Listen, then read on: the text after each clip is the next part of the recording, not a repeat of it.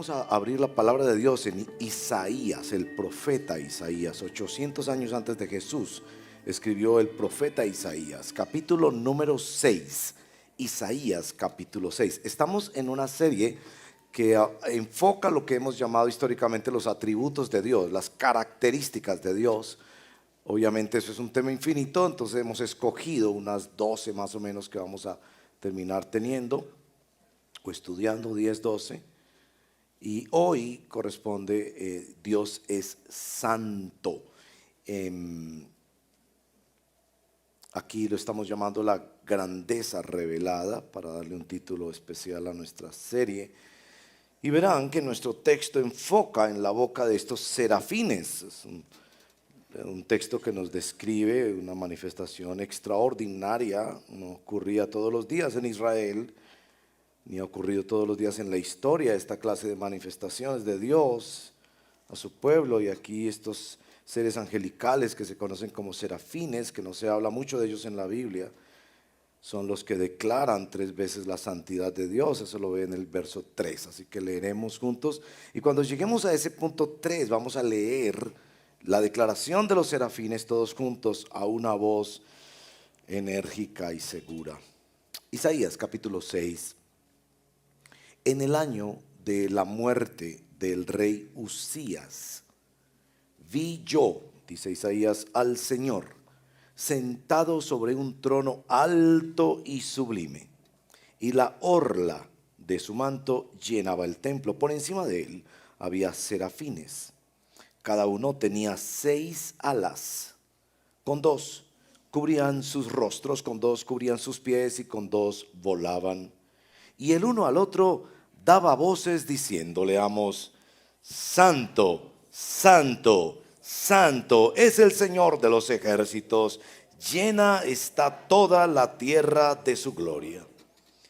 Y se estremecieron los cimientos de los umbrales a la voz del que clamaba, y la casa se llenó de humo. Entonces dije: ay de mí, porque estoy perdido, pues soy hombre de labios inmundos, y en medio de un pueblo de labios inmundos habito, porque mis ojos han visto al Rey, al Señor de los ejércitos. Entonces voló hacia mí uno de los serafines con un carbón encendido en su mano, que había tomado del altar con las tenazas. Con él tocó mi boca y me dijo: esto ha tocado tus labios, y es quitada tu iniquidad y perdonado tu pecado. Y oí la voz del Señor que decía: ¿a quién enviaré? ¿Y quién irá por nosotros? Aquí estoy, envíame a mí, le respondí. Y él dijo: ve y dile a este pueblo: escuchen bien pero no entiendan, miren bien pero no comprendan. Haz insensible el corazón de este pueblo, endurece sus oídos y nubla sus ojos, no sea que vea con sus ojos y oiga con sus oídos y entienda con su corazón y se arrepienta y sea curado. Entonces dije: ¿hasta cuándo, Señor? Y él respondió: hasta que las ciudades estén destruidas y sin habitantes, las casas sin gente y la tierra completamente desolada, hasta que el Señor haya alejado a los hombres y sean muchos los lugares abandonados en medio de la tierra. Pero aún quedará una 10ª parte en ella, y esta volverá a ser consumida como el roble o la encina, cuyo tronco permanece cuando es cortado. La simiente santa será su tronco. Esta es la palabra del Señor. Oremos. Señor, nos sentimos muy pequeños al leer escrituras como estas. Por un lado, toda esta descripción sobrenatural que trasciende inclusive nuestra imaginación. Por otro lado, mirar nuestra bajeza, que en nuestros labios estemos tomando el nombre santo de Dios. Leemos este texto también con la esperanza de que quien lo escribió, guiado por ti, lo escribió para enseñarnos algo, para proponernos algo, no sencillamente para deleitarse contando una historia personal, y que tú has puesto esto en tu palabra para que nosotros veamos las implicaciones de la santidad de Dios. Ayúdanos, por favor. Te lo pedimos en el nombre de Jesús. Amén. Tal vez usted ha escuchado esa idea, a mí me encanta esa idea, de que si usted va a un concierto de música clásica y se duerme, eso no dice algo preocupante de la música clásica, dice algo preocupante de usted. El tema de la santidad, dice Calvino, los hombres más justos y buenos son los que más se aterrorizan y tiemblan cuando conocen que Dios es santo.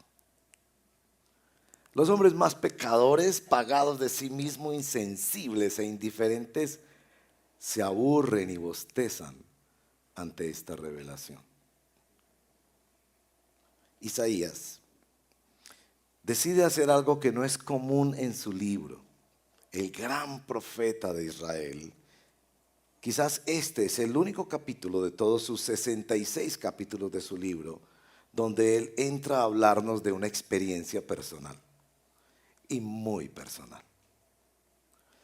Una experiencia que de acuerdo a Juan capítulo 12 verso 41, dice allí el texto de Juan, Isaías vio su gloria y habló de él.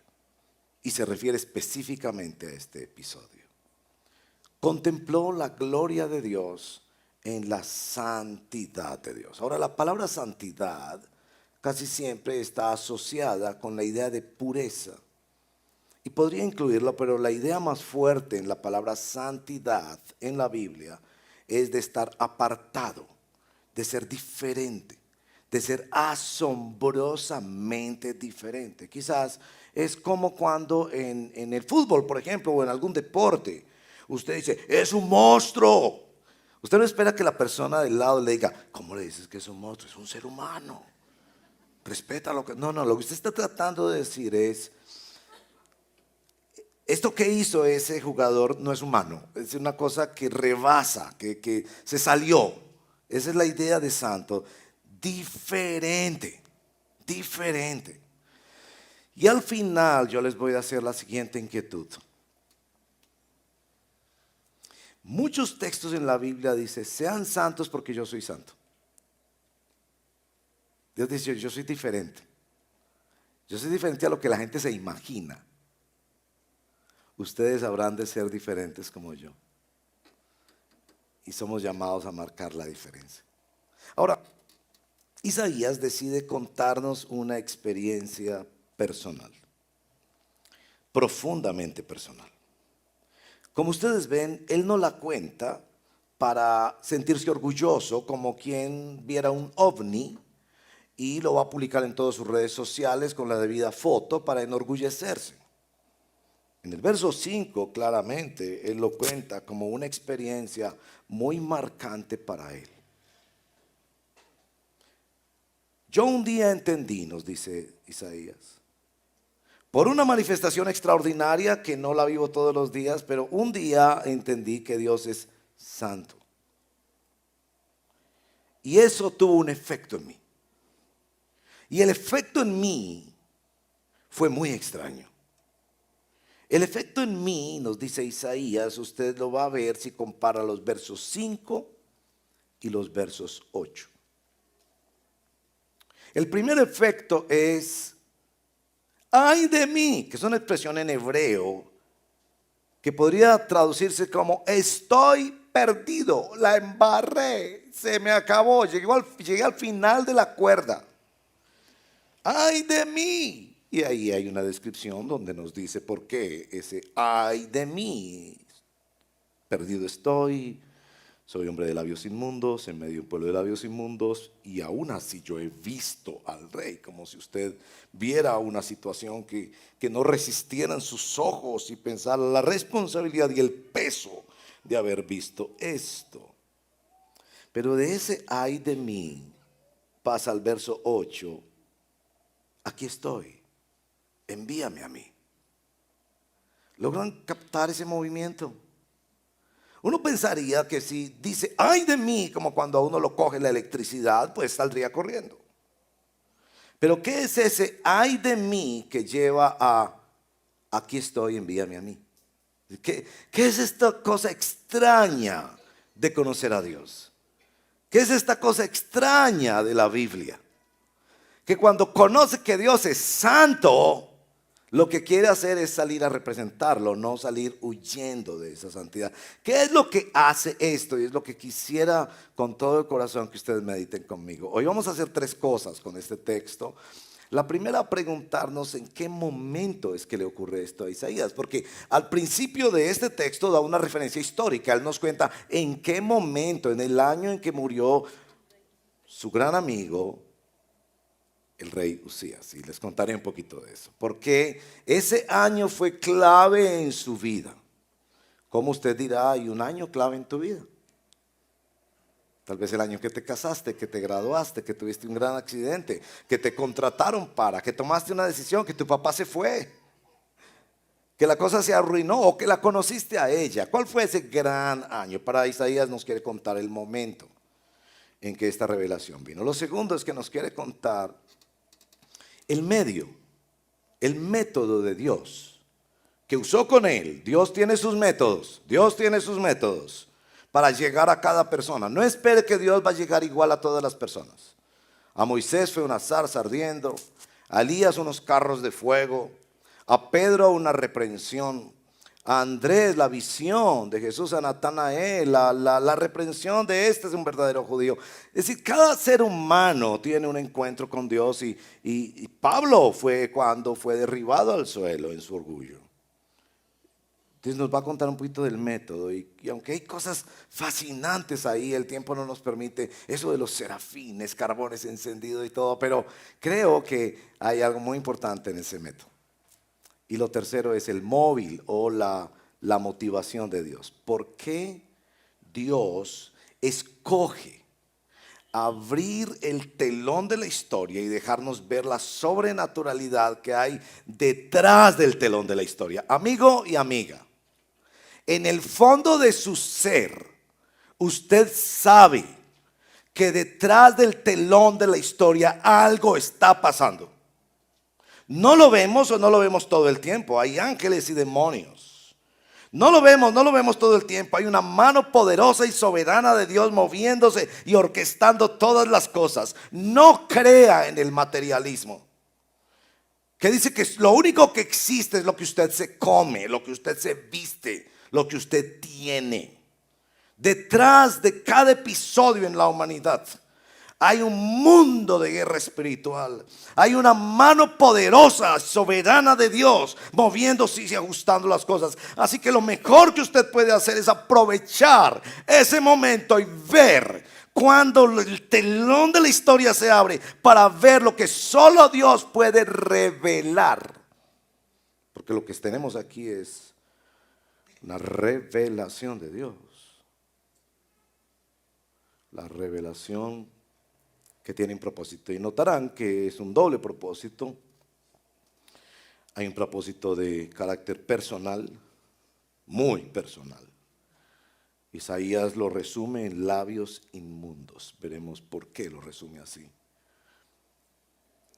Quizás usted que tiene labios inmundos se identifica más porque se da cuenta lo difícil que es frenar su lengua. Especialmente en esta generación donde aún las mujeres están copiando el mal hábito de la maledicencia que los hombres por generaciones hemos tenido. Y se sienten orgullosos y orgullosas de usar malas palabras, como si fuera a haber un premio por eso. Tal vez vivimos más en una generación de ojos inmundos. Pero también hay una aplicación de carácter misional, no solo personal. La historia interesantemente termina en alguien enviado. Como que nos dijera ya de entrada que nuestras experiencias con Dios no son individualizantes para quedarnos con nuestro pequeño diosecito a nuestro amaño y para nuestro gusto, sino experiencias profundamente movilizadoras. De hecho, el capítulo 6 se ocupa mucho más en la proporción del texto en describirnos esa misión que hay allí. Y por eso los autores consideran, los estudiosos del libro de Isaías, consideran que aquí no solo está la conversión de Isaías, está también el llamado misionero de Isaías. Y veremos eso. Entonces, en primer lugar, el momento en el que esto ocurre. El verso número 1 claramente dice, en el año en que murió el rey Isaías. Sabemos por el libro de Crónicas que Isaías estaba en la corte de Usías, que era su biógrafo personal. Un privilegio solo dado a las altas clases de este hermoso reino de Judá, porque Usías había gobernado 52 años a Israel, uno de los reinados más parecidos al reinado de Salomón y de David. El texto dice, fue fiel en todo, hace algunas excepciones, pero lo trágico de Usías es cómo terminó. Y ya ahí hay una lección muy grande para nosotros, que no se trata de empezar bien como tanto de terminar bien. Usías terminó mal. Ustedes leerán en Crónicas que Usías se sintió tan poderoso y tan exitoso en su reino que quiso usurpar las funciones de los sacerdotes, y 80 sacerdotes fueron detrás de él gritándole, Usías, no hagas eso, no hagas eso. Los reyes de Israel son diferentes a los reyes de otras naciones. Ellos no hacen lo que quieren. Ellos se someten a la ley de Dios. Y la ley de Dios dice que tú no debes cumplir funciones sacerdotales. Pero él en su grandeza dice, en su grandeza se envaneció su corazón y dijo, ¿y yo por qué no? Y tomó un lugar que no le era dado. Y el castigo de Dios vino sobre Usías y quedó leproso. Los mismos sacerdotes se asustaron cuando vieron su frente con lepra y dijeron, Usías, Dios te ha castigado. Salió corriendo, 11 años vivió leproso. Su hijo tuvo que tomar el trono. Y era amigo de Isaías. Isaías no tomó eso como, qué tan bueno que le pasó, sino con qué tristeza. Así termina mi amigo, uno de los mejores reyes de Israel, de Judá. Y así termina bajo el juicio de Dios. Así que ese fue un año quizás de depresión para Isaías, y quizás entra al templo meditando en todo esto, cómo caen los grandes. No sé si a usted le pasa cuando usted ha admirado cantantes que cantan hermoso, o actrices, actores o científicos que han hecho una carrera extraordinaria y usted los ha seguido por su oficio, por sus intereses académicos, usted ha seguido a esa persona, o en el deporte, ¿no? Que tan maravillosos, y ve que terminan arruinados o en las drogas o con hogares terriblemente llenos de vanidad y de orgullo. Y usted que pensaba que esos eran sus héroes, un día ve eso y dice, wow, con razón el Salmo dice, ni en los príncipes confíes.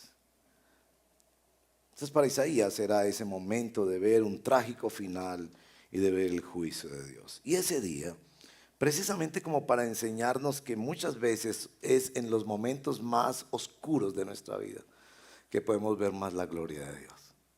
Y si tú estás viviendo un momento oscuro y difícil, a causa de tu pecado o a causa de tu tristeza, de tu dolor, del abandono de alguien o de una enfermedad o una bancarrota, yo tengo buenas noticias para ti. A veces es en los momentos más oscuros de nuestra vida que logramos ver la luz de Dios. Que estamos tan abajo, tan abajo, tan abajo, tan humillados, tan humillados, tan humillados, que ahí sí somos terreno para poder ver la gloria de Dios. Ahora, el método que usa el Señor para mostrar su gloria, sin duda, es absolutamente sobrenatural.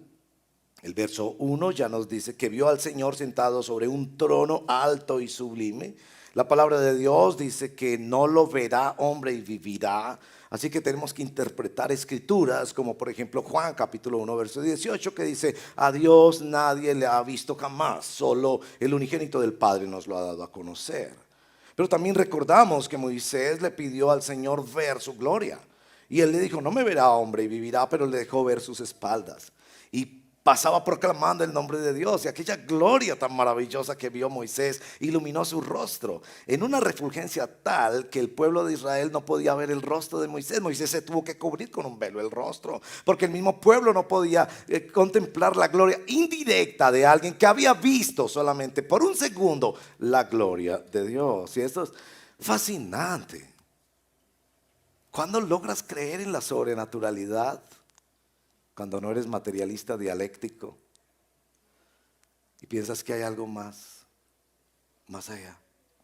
Y entonces empiezas a ver que hay momentos donde Dios mueve el telón y deja ver estas dimensiones quizás más allá de nuestra imaginación. Entonces verso 2 introduce estos personajes y claro, no quisiera hablar de estos personajes, no hay menciones en la Biblia aparte de este texto, pero podría estar referido a los personajes que aparecen en Ezequiel 1 y Ezequiel 10 o en Apocalipsis capítulo 4.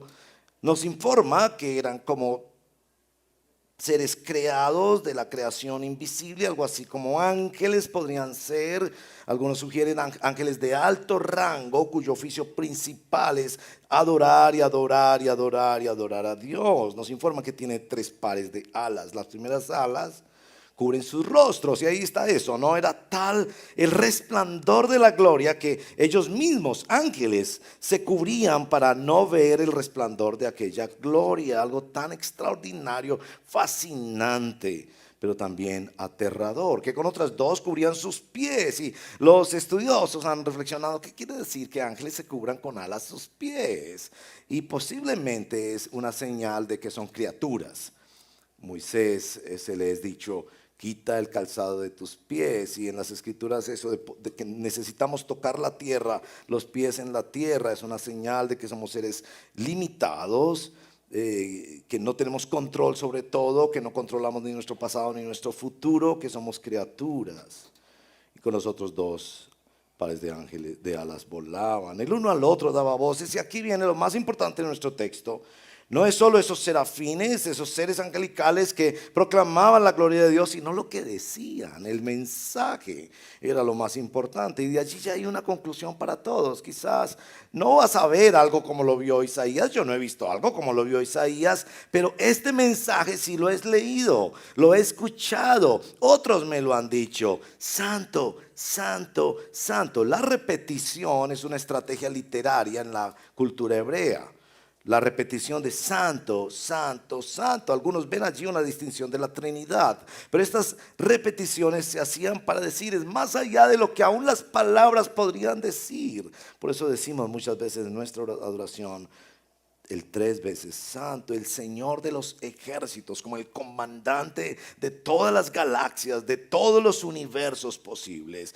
Llena está toda la tierra de su gloria, aún en el elemento más microscópico que podamos ver. Hay belleza, hay diseño, hay propósito. Él controla todo el universo. Se estremecieron los cimientos de los umbrales a la voz del que clamaba y la casa se llenó de humo. Seguramente una reflexión de la presencia del Señor en las ocasiones en que se dedicó el templo.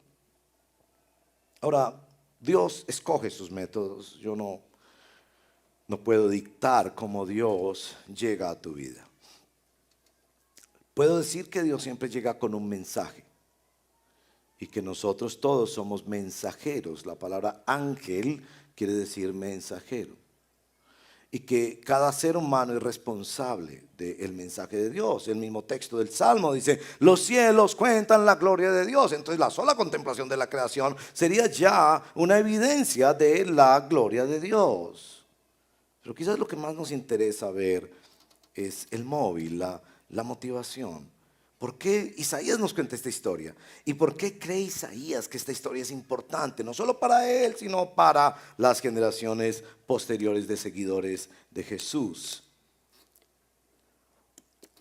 El verso número 5 destaca este ay de mí. Yo no sé bien qué es lo que tú esperas para creer en Dios. Yo sé que todos como que asumimos una postura de probar a Dios. Muéstrame que sí es verdad, responda a mi oración, explíqueme esto y aquello que no cuadra. La revelación de Dios aquí en el profeta trae una profunda humillación. El propósito de la revelación de Dios no es el orgullo del conocimiento humano o satisfacer las expectativas de quien está probando a Dios.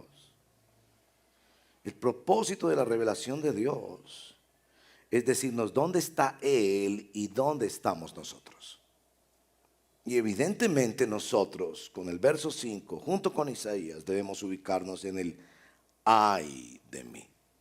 Ahora, él nos explica por qué el ay de mí. Y esto es un poco interesante para pensarlo. ¿Por qué Isaías pensó que lo más grave que lo observaba en él mismo y en su sociedad eran los labios inmundos?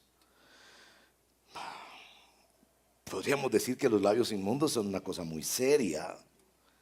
Puede estar hablando de los malos chistes que denigran de personas o que se burlan de los principios de Dios, o de la maledicencia, o de las mentiras, de las calumnias, de las blasfemias, de los chismes, del menosprecio. Podríamos decir que Isaías no está hablando solo del acto de hablar, sino del acto de pensar que respalda el hablar. La forma en que razona la humanidad, la forma en que piensa la humanidad, es una forma totalmente contraria a la evidencia.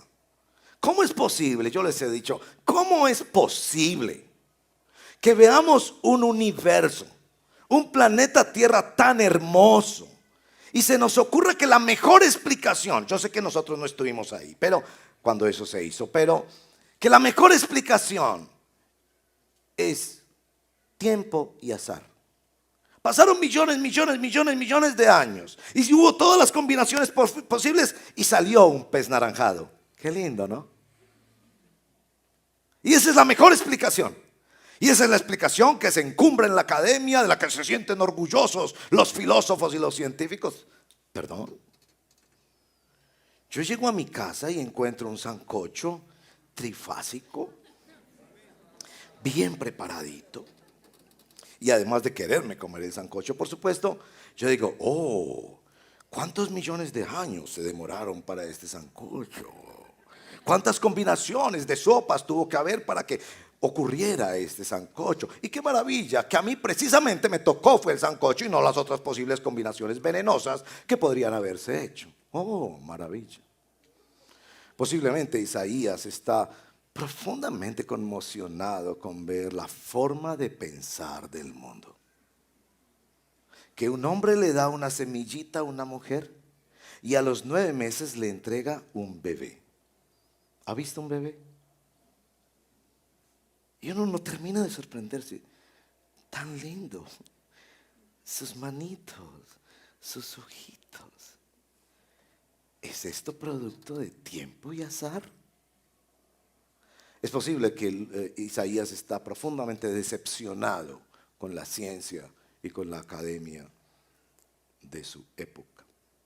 Pero Isaías no tenía televisión ni internet, no tenía X ni Instagram, no había visto películas ni conocía la fotografía y probablemente tampoco tenían mucha exposición a pinturas o a arquitectura visual como la de las esculturas. Isaías, si estuviera en nuestra generación, me parece que no diría labios inmundos, sino ojos inmundos. ¿No han visto? ¿Cuáles son los videos que más se viralizan? De asesinatos, de mentiras, de prostitución, de odio. Esos son los que más. Y a usted le cuentan que eso pasó y usted corre a verlos. Si Isaías estuviera en nuestra generación, decía, yo soy parte de un pueblo. Si soy parte de una cultura, yo no pienso solo. Yo he aprendido de esta cultura de ojos inmundos. Y eso le hace sentir el profundo pánico de el contraste entre la majestad y la santidad de Dios y su bajeza. Como que capta esa distancia. No es como aquel que se pone al nivel de Dios. Bueno, Dios, vamos a conversar esta tarde, demuéstrame que tú existes. No. Él contempla una majestad tan gloriosa y dice, estoy muerto. Como Juan en el Apocalipsis, que solo siente la presencia de Él y cuando se voltea, cae muerto. El impacto de la presencia del Señor. Y bueno, Verso 6, uno de los serafines toma un carbón encendido en su mano. Y uno nota esta dinámica de simbolismos aquí. Isaías no creó el ministerio del carbón. Con estas épocas religiosas en las que vivimos, no lleve su carbón.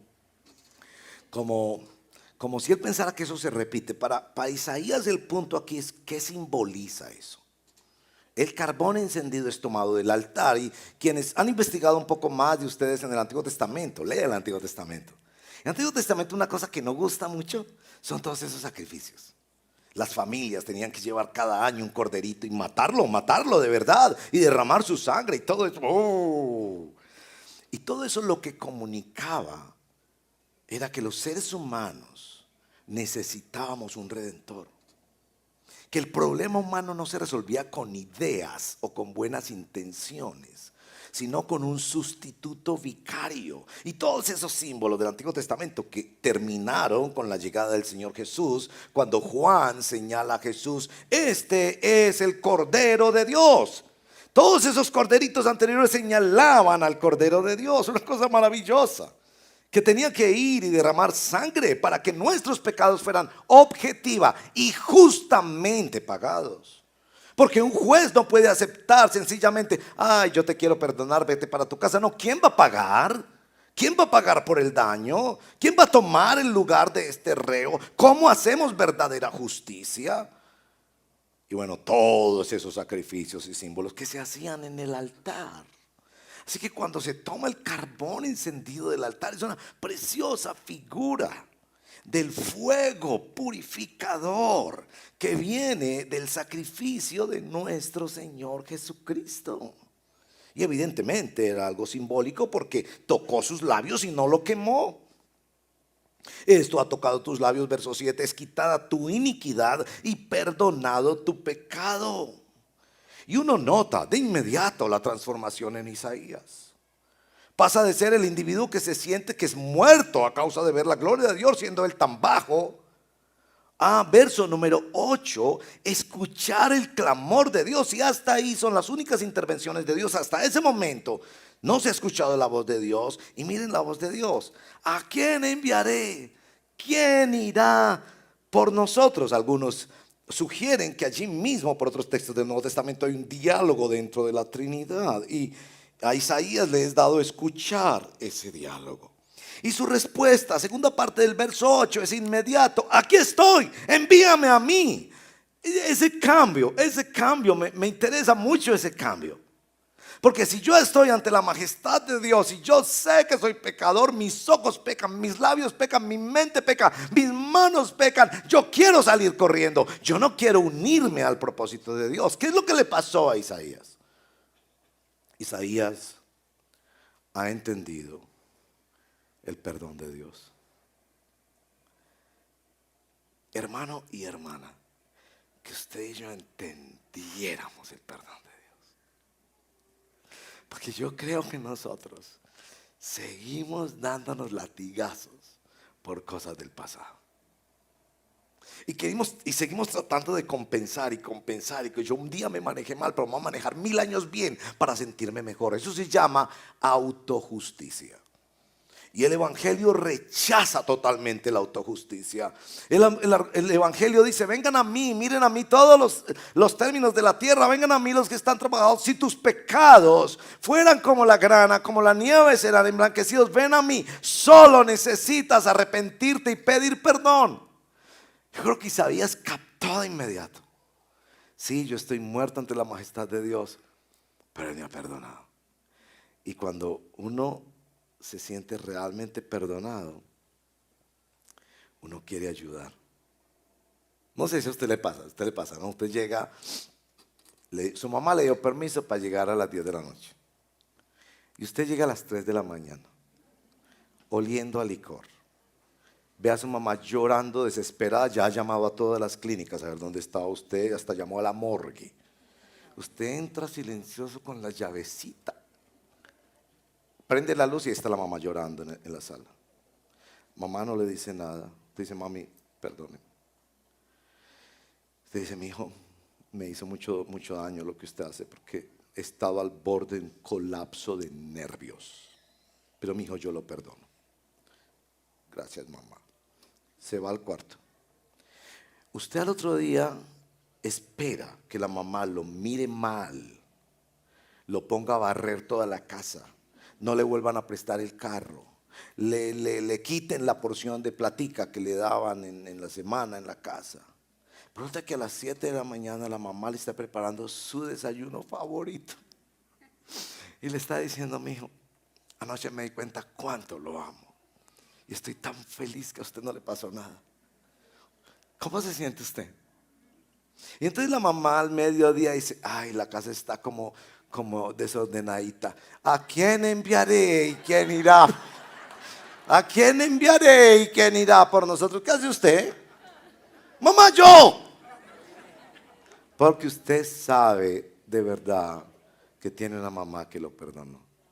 Ahora, yo cuento estas historias con temor porque me imagino si anoche le pasó eso a una de las mamás de la iglesia. Tendré unas conversaciones en el atrio ahora. Aquí estoy, envíame a mí. Y noten cómo se mueve desde el ay de mí hasta el envíame a mí. Cómo se mueve desde una comprensión terrorífica de la santidad de Dios a una comprensión de wow, yo quiero que otros vivan esto también. Yo quiero que el carbón encendido les llegue a otros. Yo quiero que otros entiendan a Dios no como una religión y una vaina por allá lejos de un Dios que gobierna todo, sino de un verdadero Padre que ha enviado a su Hijo para adoptarme como su hijo. Yo quiero ser parte de este tema a través de mi trabajo, de mis redes sociales. Yo quiero que otros conozcan de esto. Entonces él escucha la voz de Dios, pero la misión que le va a dar a Isaías es extraña, es muy extraña. Ustedes van a encontrarse en los profetas varias veces referencias a esta clase de misión. Porque si usted lee bien, usted queda preocupado. Ve y dile a este pueblo. Hasta ahí vamos bien. Escuchen bien. Hasta ahí vamos bien. Pero no entiendan. Entonces, ¿para qué? Yo les voy a decir que escuchen bien. Miren bien, pero no comprendan. ¿Por qué les digo que miren bien? Haz insensible, ay, yo voy a hacer que sea insensible su corazón. Endurece sus oídos, nubla sus ojos. Todo eso, no sea que vean con sus ojos, y porque si no, si ellos se arrepienten, yo los curo. Entonces uno dice: pero a ver, ¿qué es lo que me está queriendo decir? Usted va a entender esto a través de dos porciones de la Biblia. La primera es el capítulo 5 de Isaías, el canto de la viña. Es un poema muy hermoso que Isaías compone, donde Isaías da cuenta de que Dios los ha tratado como a niños mimados, los ha protegido. En un momento de ese canto él dice el Señor en la voz de Isaías: ¿qué más podría hacer por ellos? Como he hecho todo por ellos. ¿Por qué me tratan así? Fui a buscar que me dieran frutos dulces y encontré frutos amargos. Entonces todo este tema de que cuando rechazas la voz de Dios, la disciplina de Dios es que la misma voz de Dios te endurezca. Y eso debería ser aterrador para nosotros. Sí, yo pienso que yo escucho sermones y sermones y sermones, y algún día un sermón de esos me va a tocar el corazón. Así no es la lógica del profeta. Que si yo escucho un sermón y no atiendo a ese sermón, capaz que el siguiente sermón, en lugar de ablandarme, me va a endurecer más. ¿No has visto algunos de los muchachos que han crecido dentro de la iglesia? Que papá o mamá les mandan el video, ¿no? Mi hijo, escuche esta predicación. Y el papá, con todo su mejor deseo, espera que el muchacho, pronto porque el predicador es más joven, cuenta mejores chistes, no sé qué, que el muchacho. Y entonces el muchacho dice: uy, papá, qué cosa tan aburridora. ¿Qué está haciendo la palabra de Dios? En lugar de entrar más sobre la roca, la está haciendo más de pedernal. Entonces lo que está tratando este texto es una disciplina. El otro texto que ayuda a entender este texto es Juan capítulo 12, el Evangelio de Juan, donde el autor, guiado por el Señor, Juan, el discípulo de Jesús, explica que Jesús había hecho muchas señales y todavía no creían en él. Entonces dice: esto era para que se cumpliera lo dicho por el profeta. Es decir, que yo quiero advertirle, tenga mucho cuidado con rechazar la voz de Dios. Porque yo no le puedo asegurar que la siguiente vez va a ser para ablandarlo más. Porque probablemente la siguiente vez va a ser para endurecerlo más. Es decir, la misma palabra tiene esa capacidad de abrir caminos y cerrar caminos. Y eso nos pone a nosotros en la posición de, oiga, tengo que ponerme pilas, ¿cómo así? ¿Cierto? Como si estuvieras en el concierto de música clásica y empezaras a bostezar. Y dijeras, ¿qué me pasa a mí? Que yo no entiendo esto. Yo sé que me gusta más el reggaetón. Bueno, eso es un decir porque a mí no me gusta el reggaetón. Pero yo sé que me gusta más el reggaetón porque es muy primario. Es muy primario. Sí, es grasoso, es primario. Pero yo debería entender esta música, esa cantidad de instrumentos armonizando, expresando, eso es un lenguaje extraordinario. Yo debería entender algo aquí, yo debería entender algo aquí. ¿Por qué no estoy entendiendo algo aquí? Entonces codearía a la persona del lado y le diría, usted me hace el favor y me explica usted por qué está tan emocionado cuando hicieron ese crescendo o ese staccato o ese movimiento de la música. Me ayudaría. Es que el problema soy yo, no es que eso sea aburridor, es que yo estoy endurecido ante la música, porque esas músicas grasosas me han endurecido. Lo que está tratando el Señor de decirle aquí es, vas a ir a un pueblo al que yo ya le he hablado. Colombia ha escuchado muchas veces palabra de Dios. No te sorprenda que el resultado será más dureza. Y eso especialmente usted lo va a captar en el verso número 11. Porque la pregunta del profeta no es ¿por qué? Porque el profeta había preguntado ¿por qué? ¿Por qué me mandas para endurecerlos? Esa no es la pregunta del profeta, sino ¿hasta cuándo?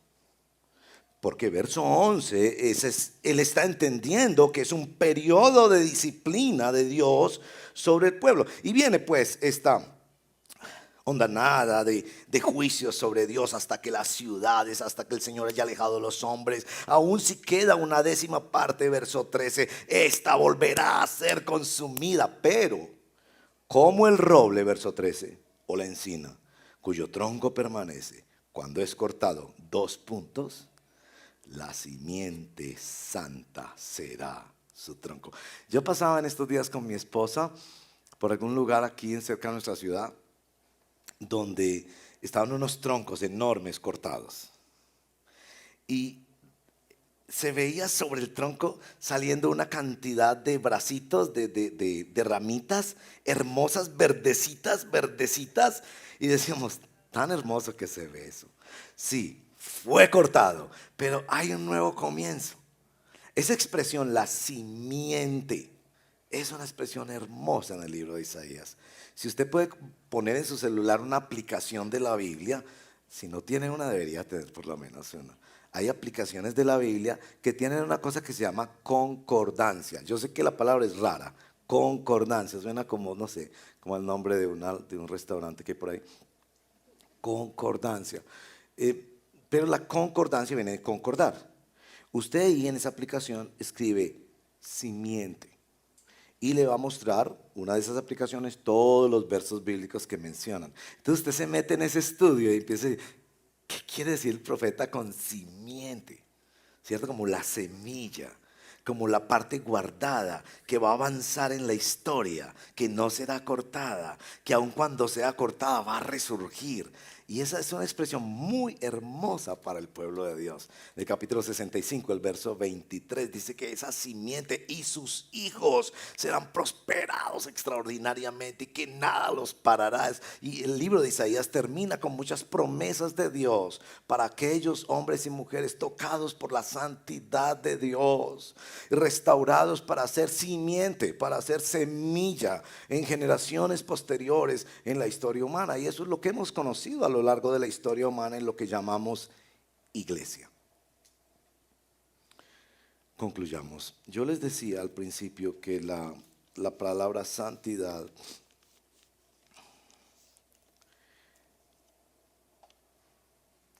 quiere decir estar apartado, ser diferente. que Dios es diferente a lo que yo pensaba, a lo que me enseñaron, a lo que yo deseo, a lo que los filósofos concluyen. Yo espero su revelación, y su revelación mayor es en la persona del Señor Jesucristo y en las santas y sobrenaturales escrituras que llamamos la Biblia. Y Él se revela a mí.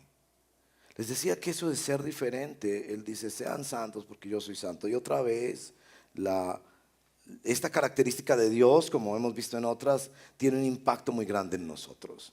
Un primer impacto lo llamamos conversión, que es cuando contemplamos, conocemos a Dios en su Santa Biblia, pero también Él se nos manifiesta día tras día y vamos comprendiendo que Él es santo, 3 veces santo, y eso nos humilla tanto. Nos mantiene siempre con una agenda de transformación, echando ojo en nuestra vida, qué deberíamos cambiar desde nuestros labios inmundos, ojos inmundos, oídos inmundos, tantas finanzas inmundas, tantas formas desobedientes a Dios que hay en nuestra vida. Entonces primero nos lleva a la conversión. La revelación de la santidad de Dios nos lleva a la conversión. Pero la revelación de la santidad de Dios también nos lleva a la misión. A decir, aquí estoy, envíame a mí. Hay tantas personas que lo que necesitan es ver al santo. Y yo pido al Señor que te ayude. Si necesitas hablar con algunos de nosotros, los ancianos, líderes, los facilitadores de rebaños, los pastores, estamos listos para hablar. Nos encanta hablar de esto. Cuando vienen personas a nuestra oficina, tocados por Dios, porque sienten la inmundicia de su corazón y no quieren jugar más con el pecado. Y aunque el comienzo de esas citas es tan triste a veces, porque escuchamos historias muy dolorosas del efecto del pecado en la salud, en la familia, en las finanzas, en las relaciones interpersonales, siempre terminamos esas citas y eso es tan hermoso, viendo la misericordia de Dios, ese cambio de el ay de mí al envíame a mí. Y si Dios está tocando tu corazón, no dejes de buscar consejo, de pedir ayuda, de hablar de ti. Yo veo esto inclusive como una confesión de Isaías, como que Isaías quería que supiéramos claramente su vida. Él no era mejor que los demás, él era un pecador que necesitaba el carbón encendido del altar, de la obra suficiente de Cristo sobre su vida. Pero también Dios está haciendo la pregunta, ¿a quién enviaré? ¿A quién enviaré? Y Él no quiere enviar a ángeles, podría enviarlos. Él quiere enviar a seres humanos. ¿Quién va a ir a ese arte? ¿Quién va a ir a esa profesión? ¿Quién va a ir a ese barrio? ¿Quién va a ir a esa familia? ¿Quién va a ir a ese grupo de personas? Y les va a decir, hey, Dios no es como ustedes piensan.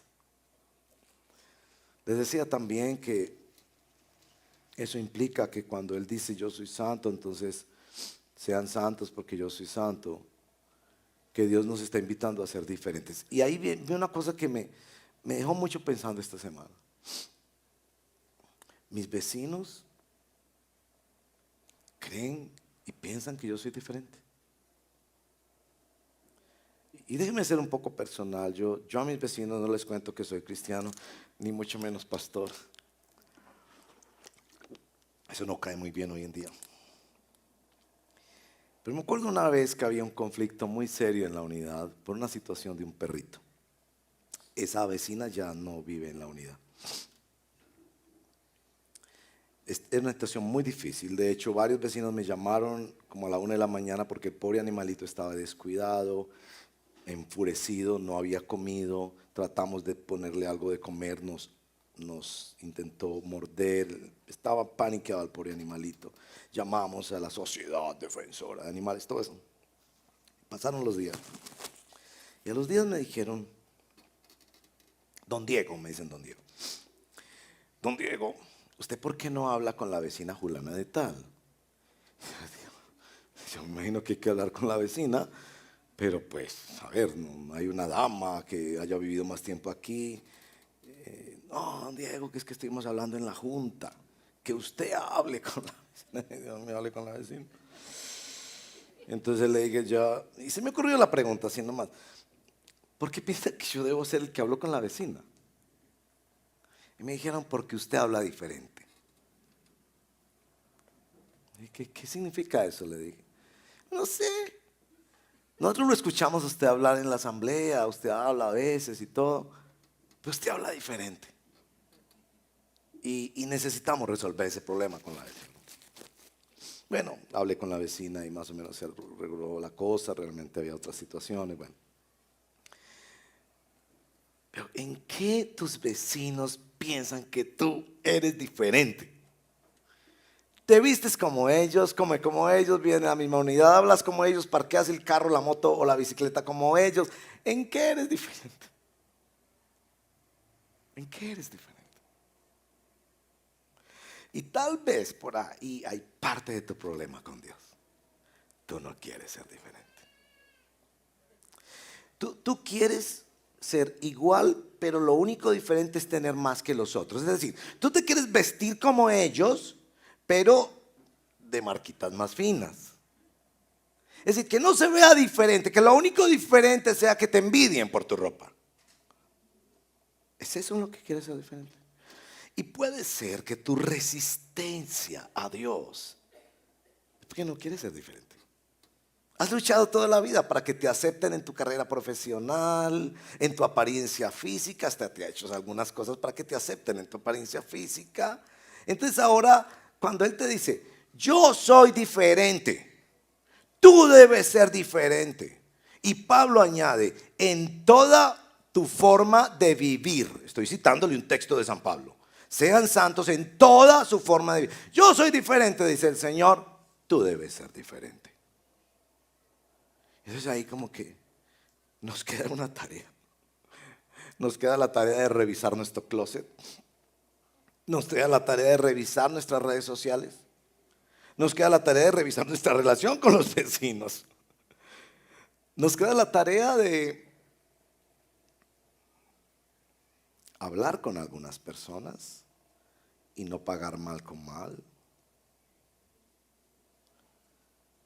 Porque Él ha dicho que Él es diferente. Y que Él nos ha enviado a este mundo para ser la simiente que hace una diferencia.